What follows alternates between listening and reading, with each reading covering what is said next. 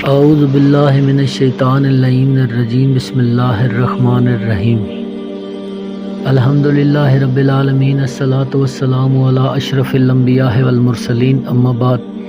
میرے نہایت واجب الاحترام سامعین، السلام علیکم۔ تحفہ یا علی مدد۔ میں ہوں آپ کا بھائی ذاکر یاسر عباس صابر، اپنے نہایت ہی محترم استاد قبلہ سید صابر حسین شابیل سلطان و ذاکرین کی شفقت بھری دعاؤں سے اپنے نہایت ہی شفیق اور مہربان محسن استاد سید عباس حمدانی کے حکم سے اپنے دادا استاد سید جعفر الزمان نقوی البخاری دامہ ذلہ تعالیٰ کی کتاب مجالس المنتظرین علی روضۃ المظلومین سے تاریخ اسلام کا وہ ورق پلٹنے جا رہا ہوں جو شاید ہی آج تک کسی نے ممبر سے بیان کیا ہو۔ واقعہ کربلا کے وہ راز بیان کرنے لگا ہوں جو شاید ہی آپ نے کبھی سنے ہوں۔ یہ فقط اپنے مالک حقیقی امام زمانہ ولی العصر صاحب عصر والزماں کی بارگاہ اقدس میں نذرانہ عقیدت پیش کرتے ہوئے مجلس کا آغاز کرنے لگا ہوں۔ دوستو، آج میری مجلس کا عنوان تیاری از مدینہ ہے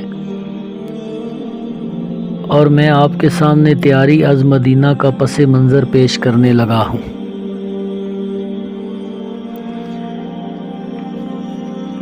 اکیس رجب المرجب 60 ہجری مطابق 26 اپریل 680 عیسوی اتوار کا دن ہے۔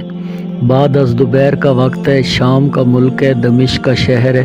قصر الخضراء کے ایک تاریخ کمرے میں ایک قیمتی مگر میلے سے بستر پر معاویہ سو رہا ہے۔ وہ بیماری کی وجہ سے کرکرا رہا ہے۔ اس نے کرکراتی ہوئی آواز دی، کوئی ہے؟ اس کی کرکراتی ہوئی آواز سن کر 2 کنیزیں اس کے قریب آئیں۔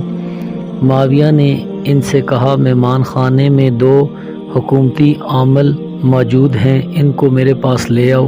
دوستو، نوٹ کرنے کی بات ہے، ان دنوں یزید ملعون شکار پر گیا ہوا تھا، بروایت دیگر لشکر روم کے پیچھے گیا ہوا تھا اور مقام مرو پر شکار میں مشغول تھا۔ ایک روایت یہ ہے کہ اسے باپ کی شدید بیماری کی اطلاع کافی دیر پہلے مل چکی تھی۔ یہ مرو سے واپس آ چکا تھا اور باپ کی موت کے انتظار میں کوہ کاسیان کے دامن میں شکار کھیل رہا تھا۔ روز کی خبریں اس تک پہنچائی جا رہی تھیں کیونکہ کوہ کاسیون یعنی جولان کا پہاڑ دمشق سے تھوڑی دور تھا، یعنی 10 کلومیٹر سے پہاڑی شروع ہو جاتی تھی۔ اس کا باپ کی موت پر فوراً پہنچنا اس روایت کی تائید کرتا ہے، ورنہ اگر وہ کہیں دور دراز ہوتا تو ایک دن میں اس کا یہاں پہنچنا ناممکن تھا۔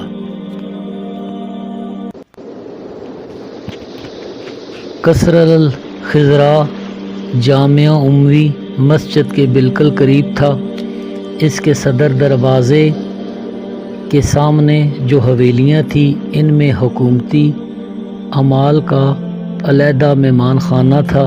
اس وقت ایک کنیز نے غلام سے کہا، اس نے جا کر اطلاع دی۔ اس وقت 2 افراد جن کو معاویہ نے یاد کیا تھا قصر کے اندر داخل ہوئے۔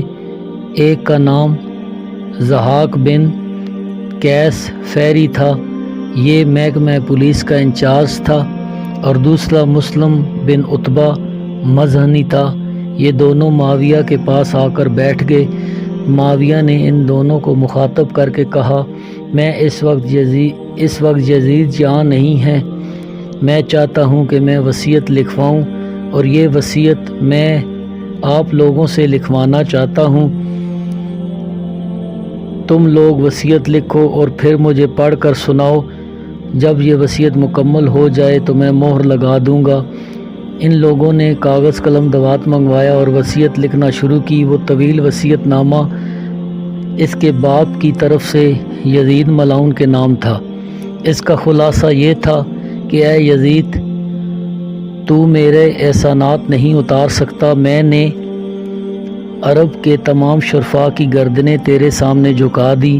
میں نے تجھ جیسے بد کردار نالائق اور نااہل کے لیے حکومت اور اقتدار کا تمام رستہ صاف کر دیا، تو جیسے فاسق اور فاجر کے سامنے میں نے اسلام جیسے پاکیزہ دین کا تخت و تاج رکھ دیا اور تجھے بادشاہ بنا دیا۔ میں نے اپنی زندگی میں اپنی سیاسی تدابیر شاطرانہ